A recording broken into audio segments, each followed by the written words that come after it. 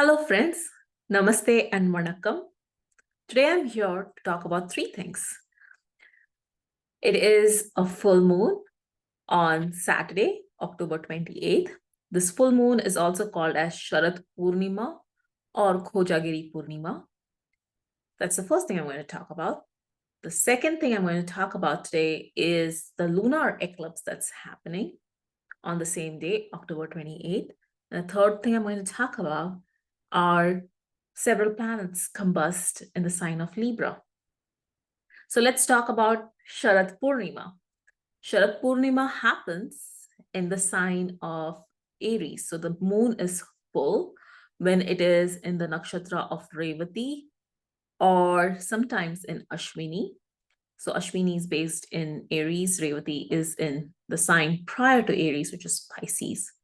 And this Purnima comes right after the 9 nights of divine goddess, the 9 nights of Navratri. So the moon this year is in the sign of Aries, and you have a full moon when it's opposed by the sun, right? So the sun is in the opposite sign of Libra.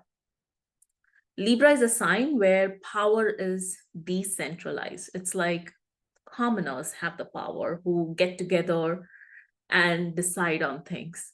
It's like how democracy works. Whereas sun is the king, is the person or the person in charge who makes all the decisions and who has all the powers. So when sun is in the sign of Libra, it feels dispersed, right? Its energies are dispersed and feels drained. And sometimes that's why we say sun is debilitated in Libra. Moon, which is opposite the sun in the sign of Aries. Aries is really opposite of Libra, which is in Aries, you learn to reign in your power. You learn to control your power rather than the power being dispersed, rather than you relying on others and other people's opinions and what they have to say to make decisions in your life or to take action, actually. Aries is a sign of action. So when the moon is full, it's full from the rays being reflected from Libra onto the moon in Aries. That's when you have the full moon. It's called Sharad Purnima or Khojagiri Poornima. It really is a festival, and it is said historically that Krishna and his gopis, Krishna had many gopis in Vrindavan. They were all his friends, and they all loved Krishna so much. So through the 9 nights of Navratri, all the gopis and Krishna performed Ras Leela. What it really means is they got in a circle and they danced, and nobody was the head of the circle, right? Nobody was leading the dance. They were dancing with each other in a circle through the 9 nights of Navratri. And this whole activity every night, when the whole village or the town would go to sleep, these ladies would sneak out, go into the forests of Vrindavan, gather around Krishna. He would play the flute, and all the gopis would dance in a circle. Nobody is more favorite than the other, although we do talk about Radha. But in Krishna's eyes, nobody was more important than the other. And this reaches a crescendo or a climax on this full moon, this Khojagiri Poornima, wherein all the gopis, they experience this ecstatic joy. And you have to remember, the moon has now traveled from Pisces, where you're learning to surrender and you're surrendering and you're learning to let go of your identity. And once the moon crosses that Gandhanta point between Pisces and Libra, and a Gandhanta is there's no Gandanta, meaning it's the end of the rope. There's a knot at the end of the rope. So there's no continuation of energy between Pisces and Libra. Between Pisces and Aries, you have to make a leap, right? So once the moon crosses that point is when the gopis are able to surrender their identity completely, so that Krishna himself, in that crescendo, in that climax moment of this energy that they've built up, he multiplies himself in such a way that he becomes a partner for each gopi in that circle. So there are as many Krishnas as there are the number of gopis, and he dances with each of them in ecstasy, right? And this is that whole concept of Aries and Libra. In Aries, we want to be an individual. In Libra, we want to merge with others. And this Ras Leela is a really good example of how the two come together, wherein when Krishna multiplied himself to be able to dance with each one of the gopis, he did not fragment himself like the energy of the sun feels fragmented in Libra. In fact, each replicate of Krishna was whole in itself. He was whole, he was full. It was a part of him, but it was full. And that's what we have to remember, right? The fragments of us are still a part of the whole, and it's still the whole, right? There is a really famous, I wouldn't say famous, but there's this chant that people chant, which is Purnamadam, Purnavidam, Purna, Purna Mudachyate. It really means from the whole. If you take out the whole, what remains is still the whole. What remains is the whole, right? If you take the whole and you divide it by the whole, what remains is the whole. So the whole is divisible yet indivisible, because the more you take the whole, it's like the number 0. If you divide 0 by 0, you'll still get 0. If you subtract 0 from 0, you'll still get 0. If you add 0 to 0, you'll still get 0. 0 is the whole. It's not means nothing, it means everything together, right? That's the concept. The concept is, even though you give some power away, it does not drain you from your power, because the source of your power is the infinite. You can't break the universe up and fragment it, because each fragment of the universe is the whole in itself. Each cell in a body, each individual cell is full. If you take that cell and give it proper environment, it will regenerate a whole being from it, right? And if you program it correctly, it can regenerate a being from a different species. That is possible. So the potential for the whole remains within you, even though it is divided amongst so many people.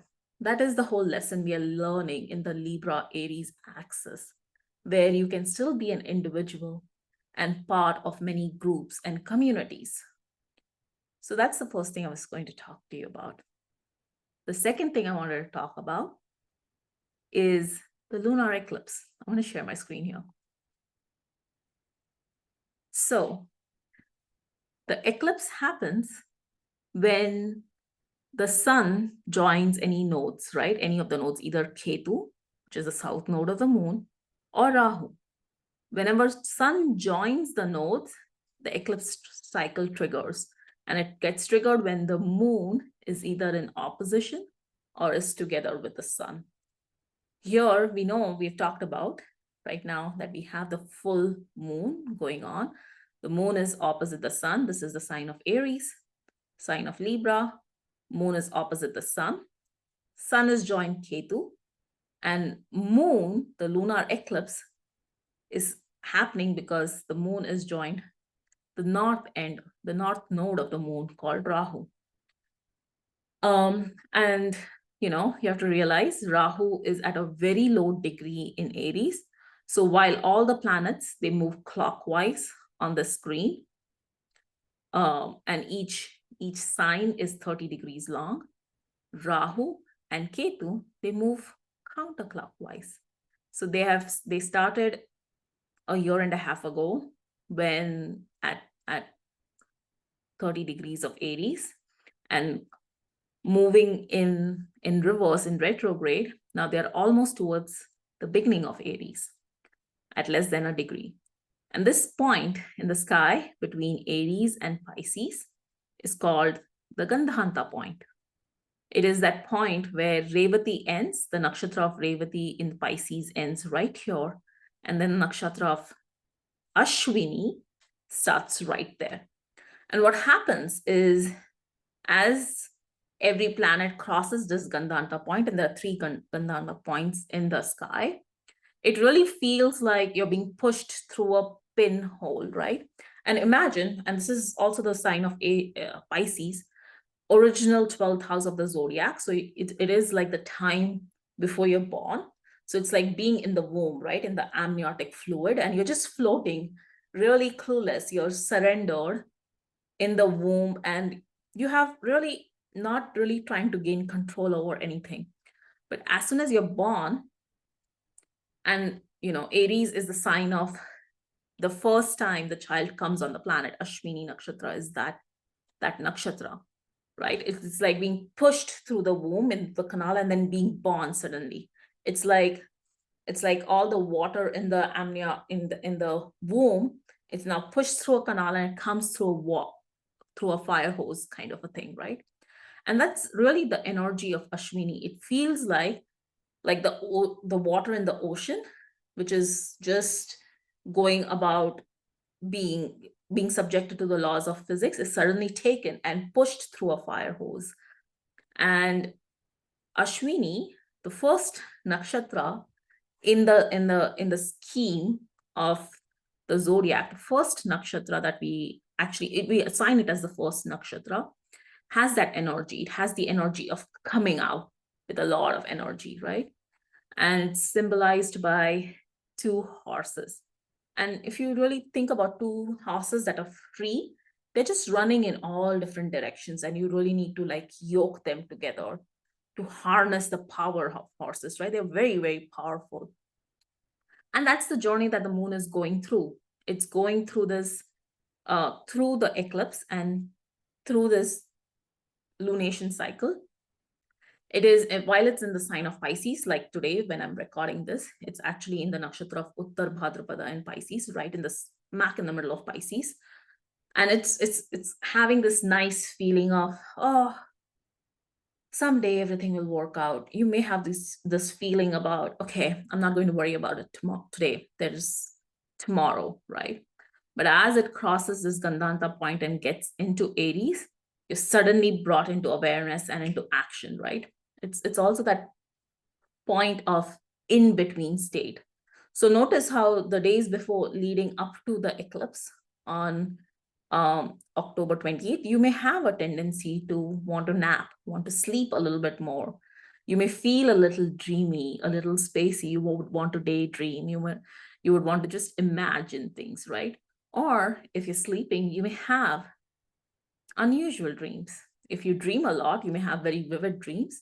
If you don't dream a lot, you may notice yourself dreaming, because it's that in-between state, in between waking and sleeping. Khojagiri, Khoja meaning the one who's awake, right? That's the whole idea of this full moon, where the gopis were awake all night. They didn't go to sleep, and they reached that enlightened state with the presence of Krishna, where they were separate yet one.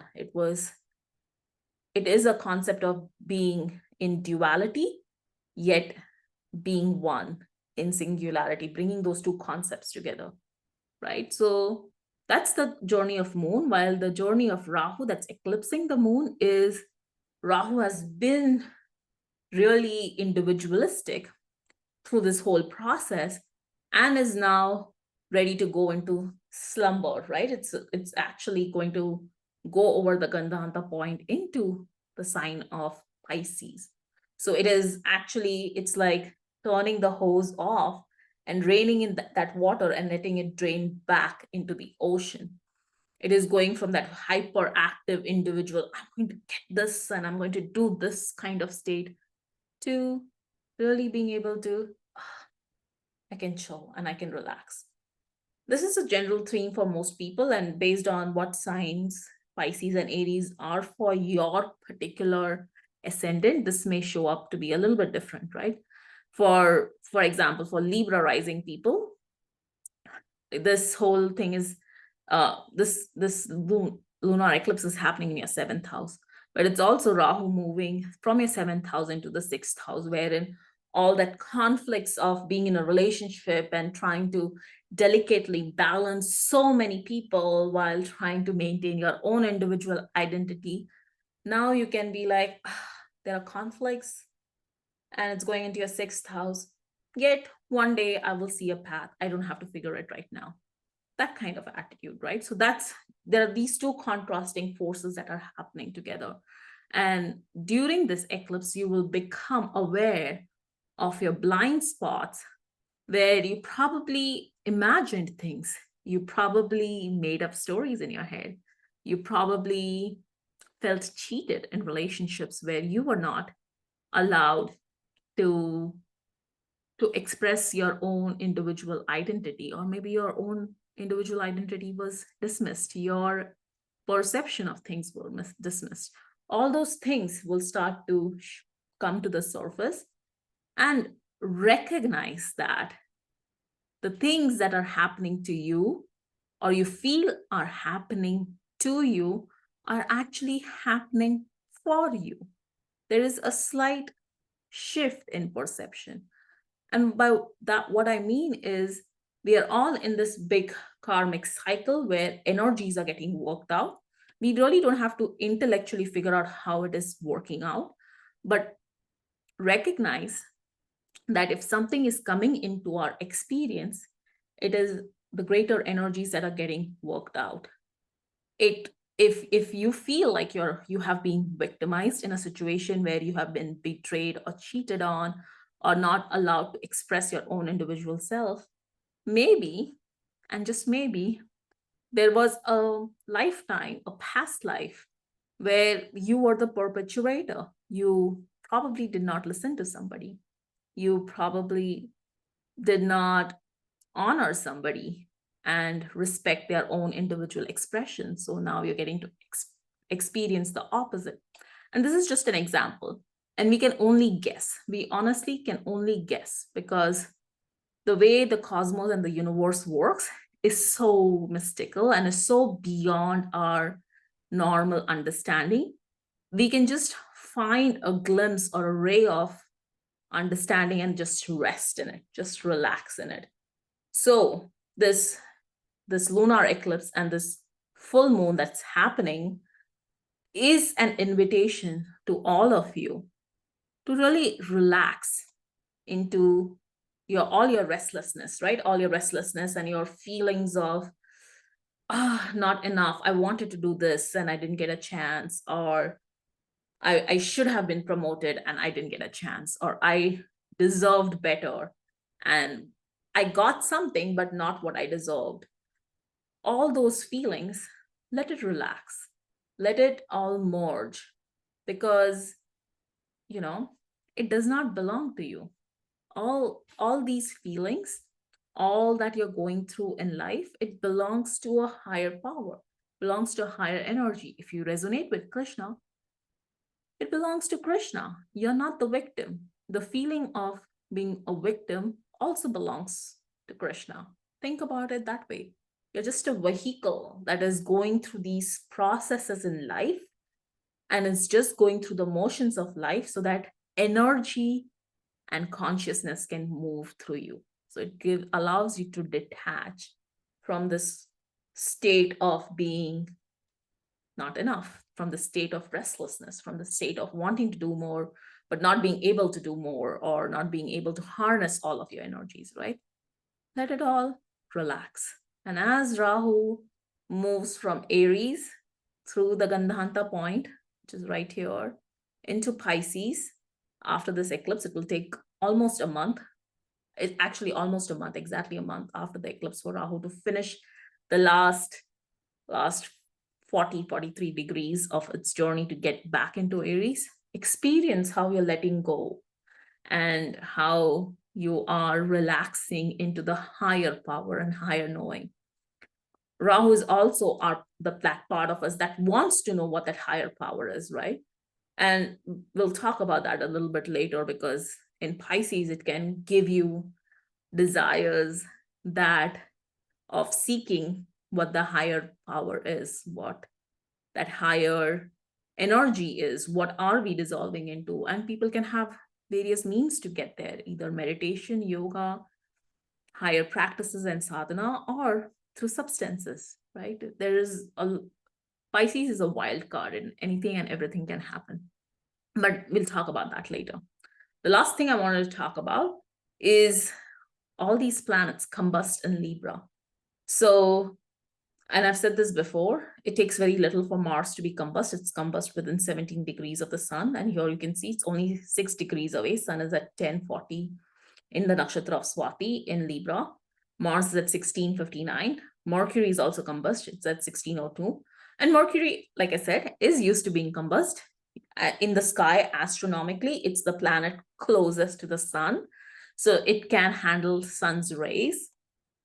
But Mars is not that close to the sun. So when it gets within a certain degree, within 17 degrees of the sun, it gets combust. And what happens is, in the sign of Libra, this can actually lead to irritable and explosive connections with others, right? You can, even in your speech, the way you talk, the tone of your voice, the way it can be abrasive. You can feel like you don't have enough power in a situation, and you can feel like your power is being drained, and it can come out on someone else. You know, Libra is a sign that tries to balance and maintain relationships.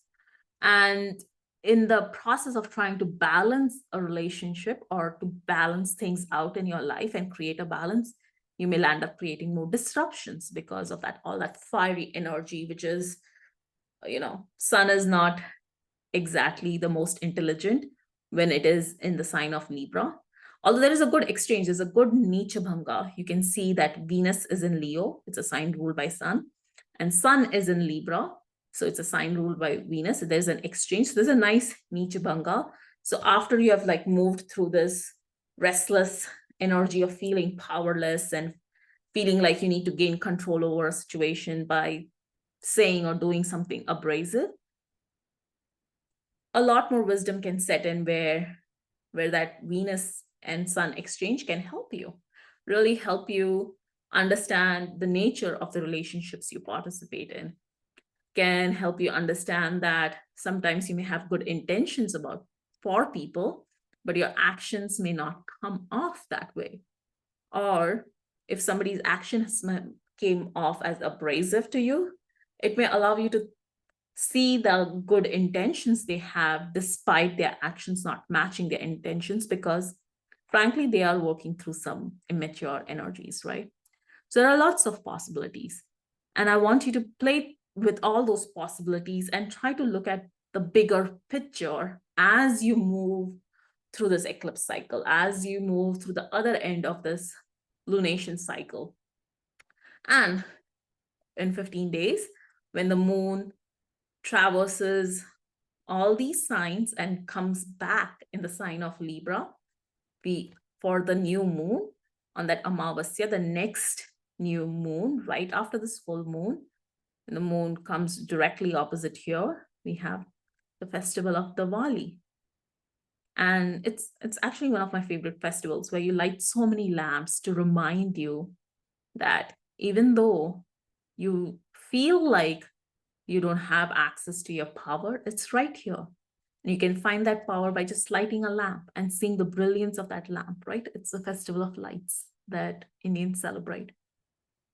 To get through this lunation cycle and this eclipse, I would recommend really invoking devotion. So if you have a favorite deity, if you have a favorite guru, or even elders in your family that you look up to, come to them with a pure heart and invoke devotion within you. Not easy. It's the hardest thing to invoke purest devotion, which is loving for no reason. We all go to temples because I used to go to temples because I wanted to score 100% in my math exam, for example, right? We all did that. There's always a barter system going on with the gods we love, but it's really expressing love in its purest form with no tethers attached, no strings attached. And that's the form of devotion. If you can, really relax into that. You can't really practice it. You have to relax into that devotion. You have to really love and relax into that feeling of love. Practice that if you can. Practice pranayam if you can, because pranayam is really, it's like yoking the two horses, right, of Ashwini. It's really pranayama, yama meaning control or yoking together. And the sign of Aries, all the nakshatras, Ashwini, Bharani, Kritika, they have these stories associated with them that talk about sun and his children, with both his wives, Sanjana and Chaya. With Sanjana, he had Yama, and with Yama and Yami. Yama is the god of control. He's also the god of death and birth. So he's the god who allows the transition to happen. And we are in that transition phase. We are between, for a layman, we are in between birth and death, right? And you're birthing something new every day, and you're letting the old die every day. And this is a very, very concentrated portal for that. So the nakshatras through Aries, sun's children, Yama, Yami from Sanjana, and Saturn, Shani from Chaya. All their stories are concentrated in this star space, and it unfolds in this star space. The feeling of Saturn feeling like he's not the favorite child, the feeling of Yama felt like he had no control over his life, and he had to transcend death to really understand what life is all about.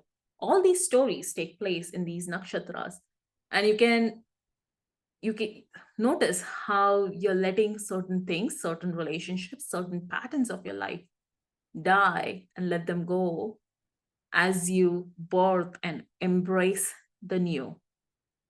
Do it with consciousness, do it with awareness, do it with a centered, grounded self.